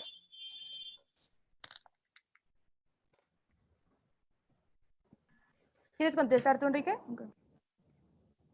Eh, Estos catalizadores del cambio pueden ser grandes personajes, grandes en este sentido, como dice la pregunta, pero al final es un vacío que pudo llenar cualquier persona en ese momento. O sea, porque lo que quiero quitarle esta necesidad de que todo lo que pasa tuvo que ser así y no de otra manera, no. Es necesario en el sentido de que si ya pasó, bueno, ya está inscrito en la piedra. Pero lo que Eso sí es lo que quiero estás decir, diciendo tú. pero lo que sí quiero decir Yoli. es que pudo ser cualquier persona que hubiera llenado esos zapatos, porque todos tenemos esos motores internos, simplemente fue uno u otro, y eso también es azar, y eso también es, casualidad, y también son esas fuerzas que nos rigen, no nos rige la pura determinismo, nos rige el azar. Entonces, en esas circunstancias, pues pudo ser una persona u otra, pero no por eso hay que como pensar que ya estaba escrito que esa persona y que tiene un halo de mayor dignidad. No, simplemente es una persona u otra y sí tiene una fuerza catalizadora mínima, pero las otras la hacemos grande, ¿no? ¿Por qué? Porque como no podemos entender toda la cadena de causas, vemos eso que brilló y le atribuimos a eso que brilló toda la cadena causal. Y ese es el error. Ok, Ningún ahora historiador serio hace eso. una pregunta para el equipo de Jolie. ¿No es una visión histórica absolutamente parcial al privilegio burgués o al poder hegemónico? ¿La historia debería olvidar la existencia de los otros? Que creo que más o menos ya se ha contestado. No sé si quieran contestar un poco más. Pues yo es creo que que depende cómo entendamos poder. tú adelante primero. No, yo nada más quería decir eso. No, Jeremy. Bueno, yo creo que pues hay dos cuestiones aquí, como uno sí es una cuestión de la producción de historia como pues algo en la academia, hay otra cuestión y obviamente esos productos van a ir cambiando con los temas. Por ejemplo, ignoramos, o sea, los historiadores ignoraron la revolución de Haití por siglos y siglos, porque pues es una lección muy peligrosa para pues el mundo europeo y gringo no quería pues enseñar la historia de Toussaint Louverture y la revolución de Haití a nadie, porque pues fue en realidad la primera revolución honesta que destruyó la esclavitud. Entonces, por siglos fue muy difícil encontrar obras de historia explicando ese evento histórico, pero va cambiando con los tiempos. Creo que hay muchísimos ejemplos de eso, pues historias que estamos redescubriendo. Así, pues mencioné, por ejemplo, en mis comentarios la historia de John Brown, ¿no? Que alguien que, pues, no sé si ustedes conocen la historia de John Brown, pero unos años antes de la guerra civil en los Estados Unidos, él con una banda de 21 locos que realmente querían y estaba muy dedicada a la idea de destruir la esclavitud como institución, atacaron a una fortaleza del gobierno de los Estados Unidos y en realidad ese evento de un güey con 21 locos inició la guerra civil. O sea, en ese momento sí pasó como 4 años antes del inicio oficial de la guerra civil, pero puedes preguntar incluso a Jefferson Davis, el presidente eventual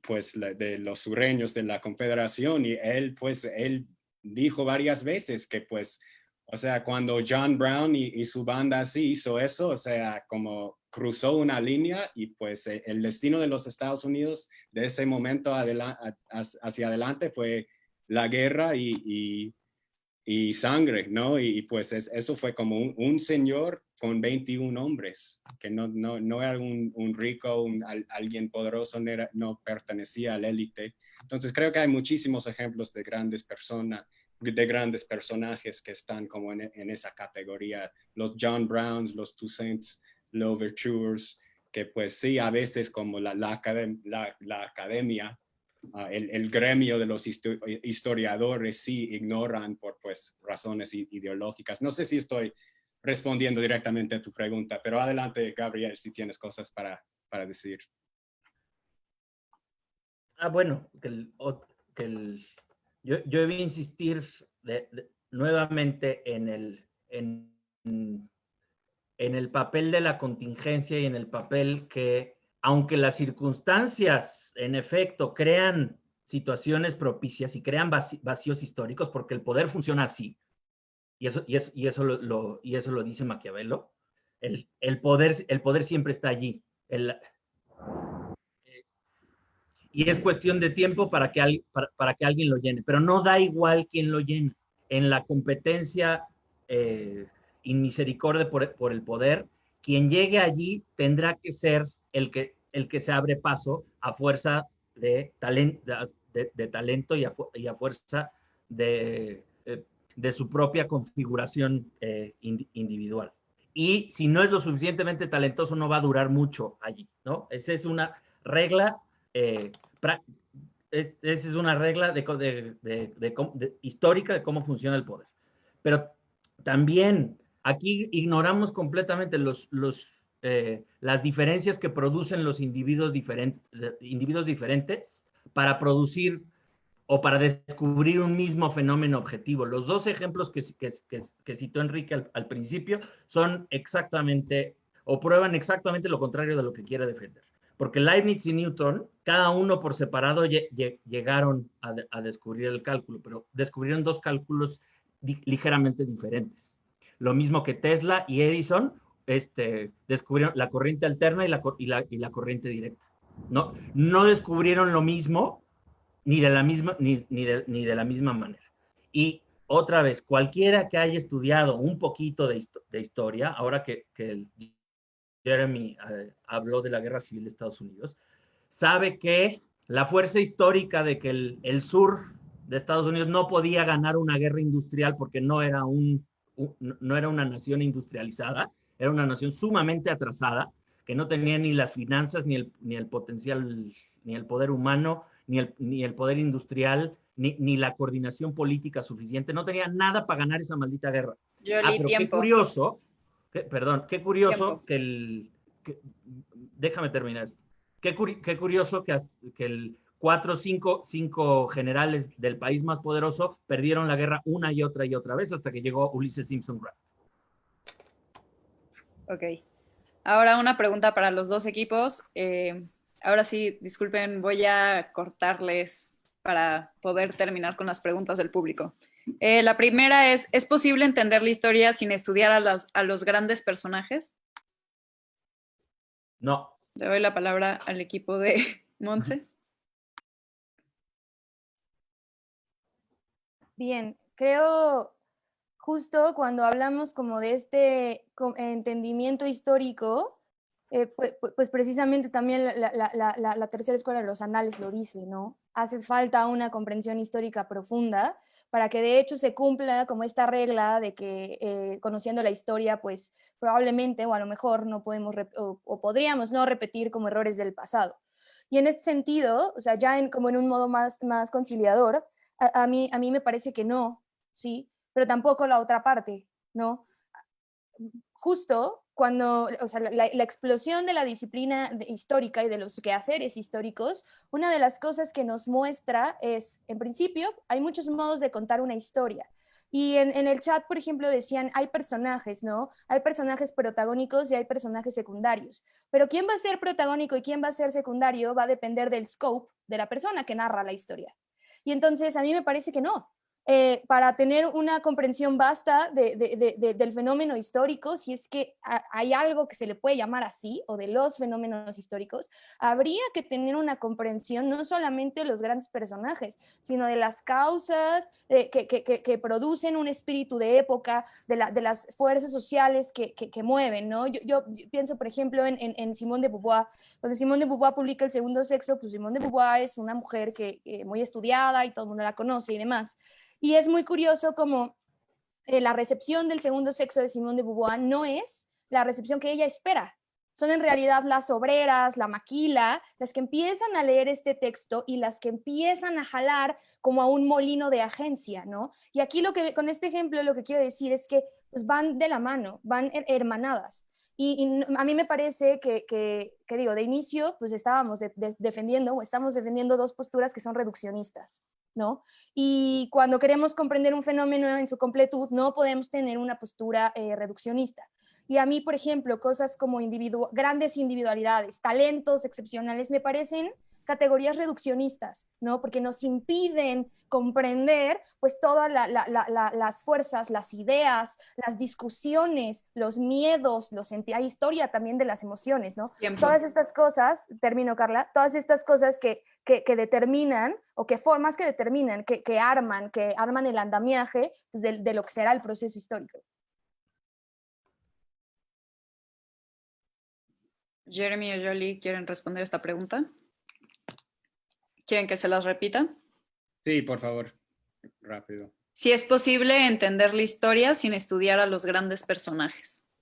Bueno, Ella quiero dice que que todos no. hacemos un ejercicio. Cierran sus ojos y intenta de imaginar la historia del siglo XX sin hablar de personajes como Hitler, Roosevelt, Stalin. Intenta pensar e imaginar lo que pasó en los años 30 y 40 sin intentar de entender las motivaciones y las características de esas personas. Y es imposible. Es realmente imposible. No estoy diciendo que debemos enfocarnos totalmente 100% en las biografías de esas personas. Obviamente son parte de un ecosistema de varias cosas que están pasando en ese momento, pero es imposible, sería un producto sumamente incompleto intentar entender la historia de esa época sin intentar entender esos personajes. Gabriel, si quieres decir algo. Ya lo dijiste tú y yo insisto, no. Si uno no lee biografías junto con todos estos libros de microhistoria y de la historia del Mediterráneo y la topografía y el clima de Brodel y todas estas cosas y las historias sociales, entonces no está estudiando historia, está estudiando sociología o está estudiando una metafísica súper chafa, pero no está estudiando historia. Ok, vamos a la siguiente pregunta para el equipo de Fuerzas Sociales. ¿Qué otra técnica pedagógica podríamos utilizar para enseñar la historia que no fuera dándole rostros y nombres?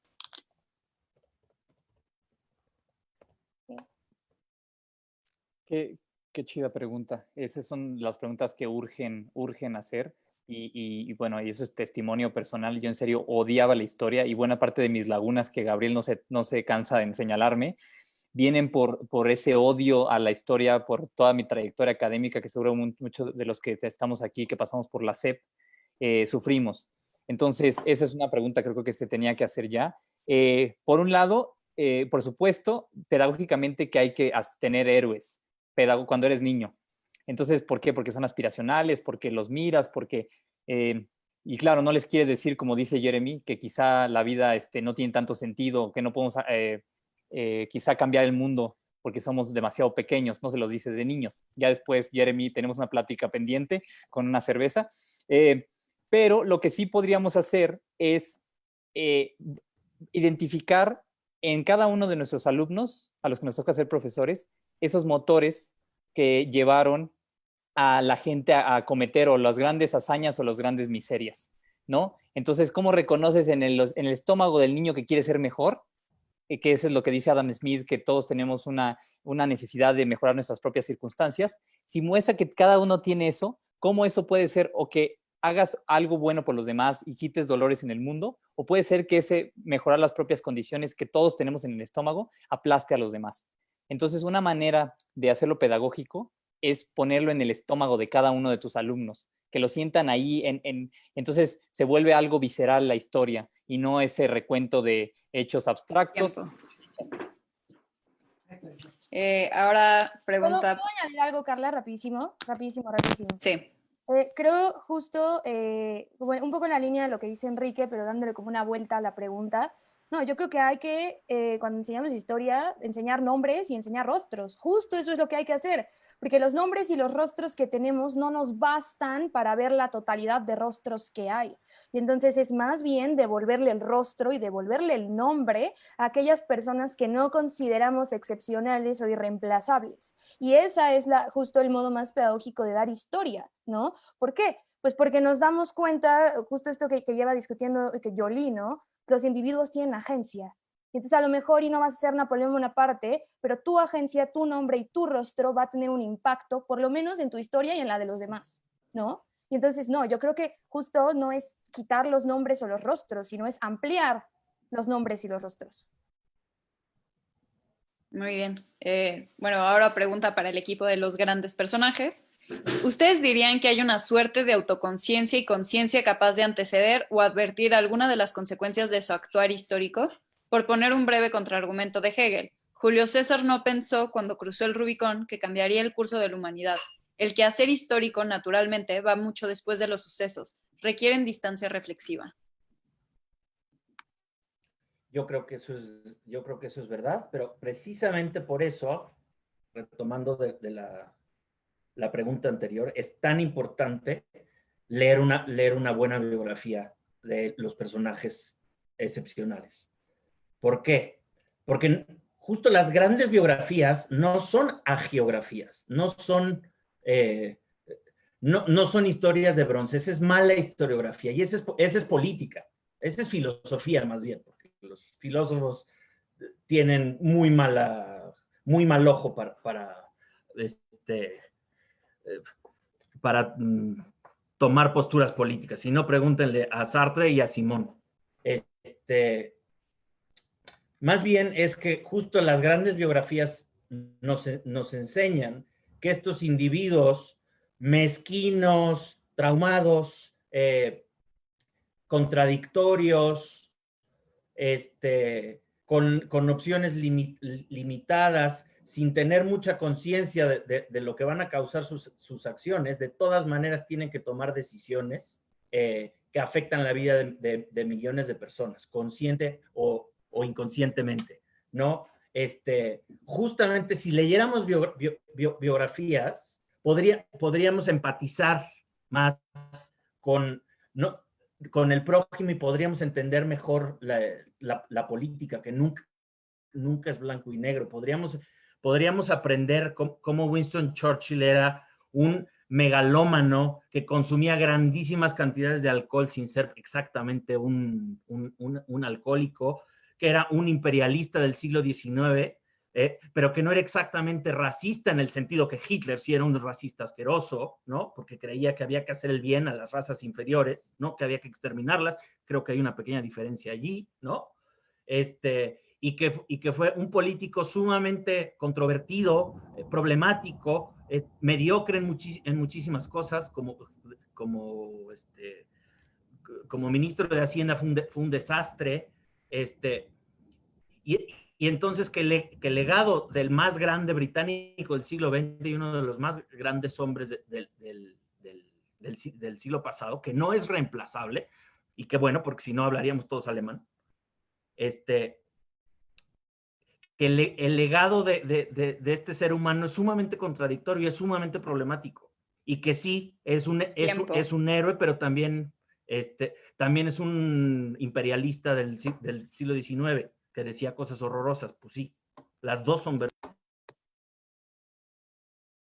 Muy bien, ya casi vamos a pasar a la deliberación final, pero antes de eso, quisiera que cada equipo diera en 1 minuto y medio, 2 minutos, la conclusión final de su opinión, antes de poner al público a votar.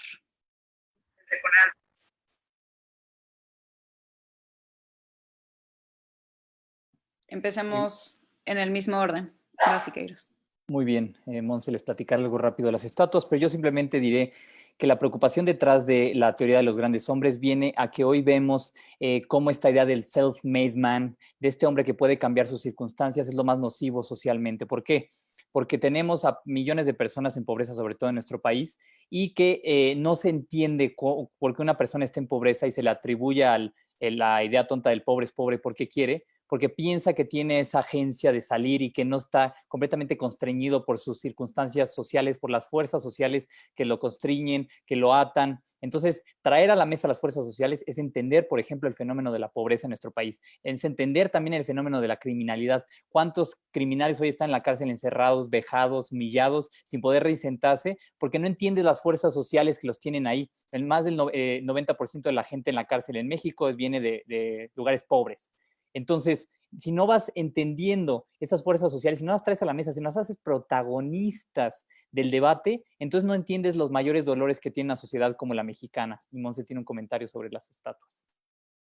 Sí, este comentario es básicamente para hacer enojar a Yoli, que es mi deporte del día de hoy, y es el error de la estatua, ¿no? Es igual de erróneo edificar una estatua de un sujeto que derribarla. Se le atribuye demasiada importancia a un individuo concreto. Y en ese sentido, pues sí, las estatuas son instrumentos pedagógicos, pero también discursivos y también ideológicos. Y en el mundo en el que vivimos, de una caída de ídolos y el erigimiento de otros, porque ojo, caen, pero estamos montando otros ídolos, habrá que tener cuidado de qué ídolos escogemos, qué ídolos derrumbamos, ¿sí? Y no perder de vista que a pesar de que podemos derrumbar todas las estatuas que queramos, tenemos siempre que tener el documento para recordar. Entonces, el error está tanto en construirla como en derribarla. Muchas gracias. Ahora la conclusión de los que apoyan a los grandes personajes en la historia. No te escuchas, Yoli. Ya, perdón. Romantizar a los grandes personajes en aras de ponerles rostro humano a las ideas de un tiempo y dotar a los historiadores de una narrativa más amable y atractiva, como bien dijo Siqueiros, bien puede producir una mala historiografía, libros triviales, monumentos kitsch o, en el peor de los casos, historias de bronce oficiales que el poder en turno manipula a capricho. Eso es verdad. La historia se vuelve así una historieta. Sus personajes de carne y hueso, unas meras caricaturas. La historia hecha por la borda, la complejidad, y pasa a abrazar simplismos tan vagos que distorsionan los hechos hasta la falsedad. Mientras que el endiosamiento, no cabe decir canonización, puesto que los santos y santas sí se mencionan abiertamente como pecadores. Y la satanización de ciertos individuos empañan la absoluta incertidumbre y la total contingencia de los sucesos históricos. Pero lo mismo pasa con la idolatría de las fuerzas sociales o el zeitgeist, lo cual no es solo errado también, sino peligroso, porque significa tornar atrás el reloj a un estadio de pasividad humana y resignación metafísica, ya que Enrique preguntaba por la metafísica, a comprar un providencialismo barato que desdeña la audacia por estrafalaria, ensalza la mediocridad por abundante y empequeñece al aventurero por excepcional, o peor aún, desigual. Esta regresión deja a las comunidades, a las naciones y al género humano a merced de condicionamientos sociales, fuerzas anónimas, sistemas abstractos, ideas elitistas, inconscientes colectivos, dialécticas históricas y materialismos científicos que acabarán imponiéndose necesariamente, o no, tarde o temprano, de manera inevitable y a cualquier costo. ¿Por quién o por qué? No se sabe, porque no lo pueden explicar, porque las masas amorfas gritan, pero no dialogan, porque los sistemas invisibles oprimen, pero no hacen política, porque los movimientos intelectuales suscriben ideas grandilocuentes, pero no comprenden a los personajes multidimensionales, porque juzgan la historia, pero no la entienden, porque las revoluciones son capaces de gran indignación en nombre de la humanidad, pero incapaces de compasión hacia los seres humanos concretos. Porque los partidos y comités centrales, representantes de la historia con mayúscula y de la utopía con mayúscula, no saben sino endiosar precisamente a grandes personajes y por lo general no a los mejores. Gracias. Perfecto. Ahora les vamos a poner en el chat otro link para que vuelvan a votar. Y con esto vamos a ver cuál fue la deliberación final. Muchas gracias a todos.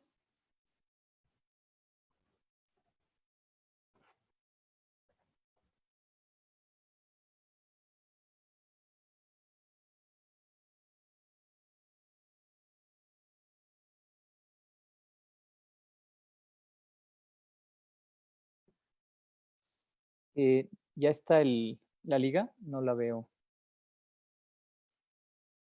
en el chat. Todavía no. Espera.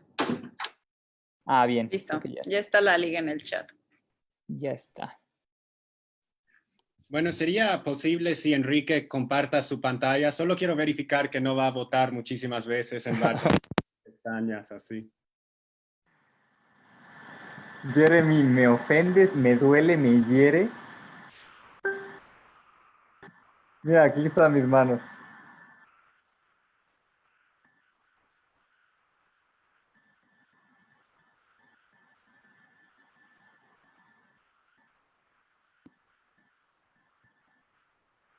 Pero un voto, pues sí le damos, ¿no?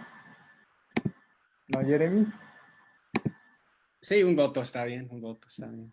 Si tú votas, yo voy a votar también. A ver, Porque los votos valen iguales, Jeremy. Estamos en una democracia. sí.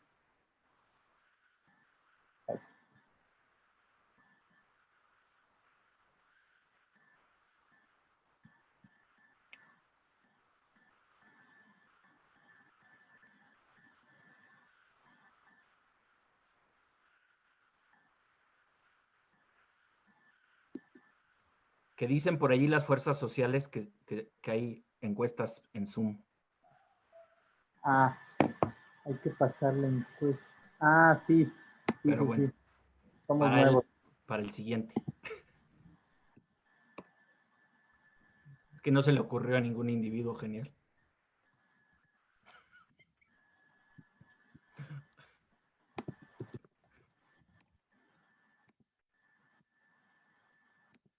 Mm,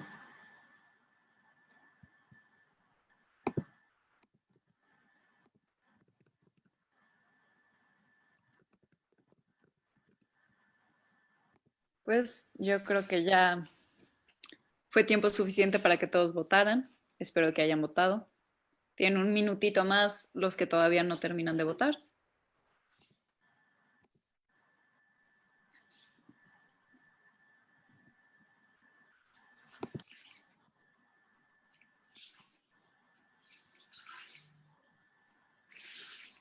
Perfecto, entonces vamos a anunciar cuál fue la votación final.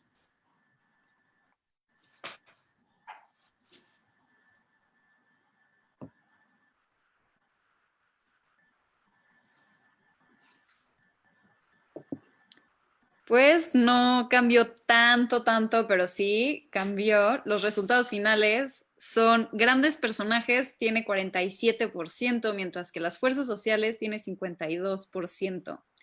Entonces, este día el foro ha decidido que la historia la hacen las fuerzas sociales. Agradecemos mucho a todos ustedes que han seguido este primer debate de a pie, así como a todos quienes hicieron posible. Queremos dar un agradecimiento especial a la anfitriona y coordinadora María Paula Ultrilla. Si disfrutaron este ejercicio y quieren enterarse de nuestros próximos eventos, los invitamos que sigan las redes de Filosofía UP y de Política de a pie en redes sociales. Además, si quieren apoyar para seguir difundiendo una cultura de debate civilizado y de política ciudadana, no duden en sumarse a nuestros mecenas en Patreon. Cualquier moneda es bienvenida. Y pues muchas gracias. Esperemos vernos pronto. Gracias, muchas gracias, Gabriel. Muchas gracias, Jeremy, Monse, Carla. Muchísimas gracias por moderar.